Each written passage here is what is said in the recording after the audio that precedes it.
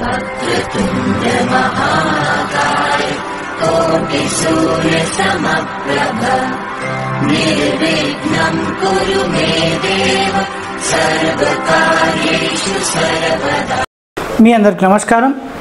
మనం ఏదైతే ఈ చతుర్ముఖశాల ఎపిసోడ్లో కంటిన్యూ అవుతున్నామో దాంట్లో భాగంగానే ఈరోజు ఏదైతే పిశాచ స్థానం వదలకపోతే సమస్యల్ని తెలుసుకున్నాము. అదేవిధంగా 3 సూత్రాలని ఖచ్చితంగా ఓపెన్ ప్లాట్లో వేయాలి వాస్తు వ్యక్తి.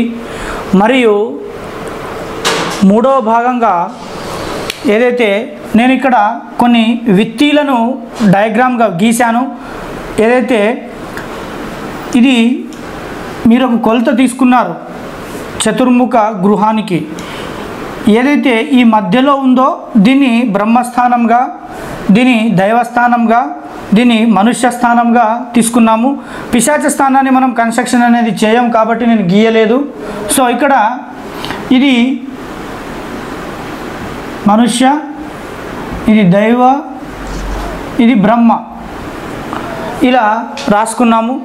సో ఎక్కడైతే ఎక్కువగా సమస్యలు తీవ్రంగా ఆ దంపతులకి పూర్వకాల పద్ధతుల ప్రకారం చతుర్ముఖ శాలని నిర్మించాలనుకుంటే, చతుర్ముఖ గృహాన్ని నిర్మించాలంటే మీరు బ్రహ్మస్థానాన్ని మ్యాండేటరీగా ఇన్ని పదాలు వదిలేయాల్సిందే. మీరు కడితే ఏం కాదు సార్, ఒక పదం తీసుకుంటే అట్లేముండదు, సమస్యలు ఏం రావు. సమస్య ఏదైనా సడన్గా రాదు, సమస్య మెల్లగా వస్తుంది. సో ఫలితం కూడా మెల్లగా వస్తుంది, వెంటనే రాదు గృహం వలన. సో ఖచ్చితంగా మ్యాండేటరీగా ఈ 9 భాగాలను మీరు ఖచ్చితంగా వదిలేయాలి. 1 2 3 4 5 6 దాదాపుగా 7, ఇగో ఇక్కడ ఒకటి ఉంది 8, ఇగో ఇది 9. ఈ 9 భాగాలు బ్రహ్మవిత్తిని ఖచ్చితంగా వదిలేయాలి. పిల్లర్స్ కూడా బ్రహ్మవిత్తి, ఏదైతే మనం రజ్జులు నాడులు అనుకుంటామో వాటిని కూడా మీరు పరిగణలో పెట్టుకొని ఈ బ్రహ్మస్థానాన్ని వదిలి మీరు పిల్లర్స్ అనేవి వేసుకోవాలి ఒకవేళ చతుర్ముఖశాల గృహ నిర్మాణం చేపట్టాలనుకుంటే.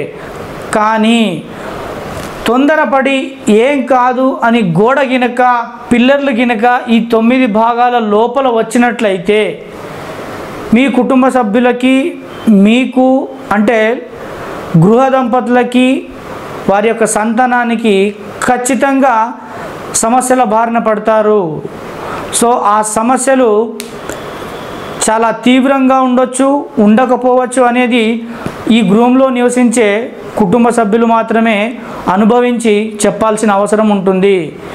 ఎందుకోసం అంటే ఈ బ్రహ్మస్థానం అనేది అంత భయంకరమైన అశుభాన్ని కలిగిస్తుంది, సమస్యల్ని రేకెత్తిస్తుంది.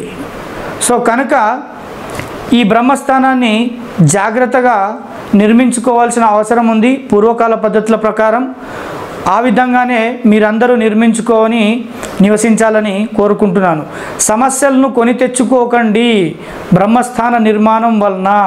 బ్రహ్మస్థానంలో గోడ కానీ పిల్లర్ కానీ కింద ఫౌండేషన్లో ఏ విధమైనది చేసుకోవాలి అనేది నెక్స్ట్ వీడియోలో నేను చతుర్ముఖశాల గృహం కట్టుకున్నట్లయితే భూమి పూజ ఎక్కడ చేయాలి అనేది కూడా కండిషన్ ఉంటుంది.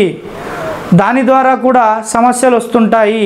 అది మనం నెక్స్ట్ వీడియోలో తెలుసుకుందాం. ధన్యవాదాలు.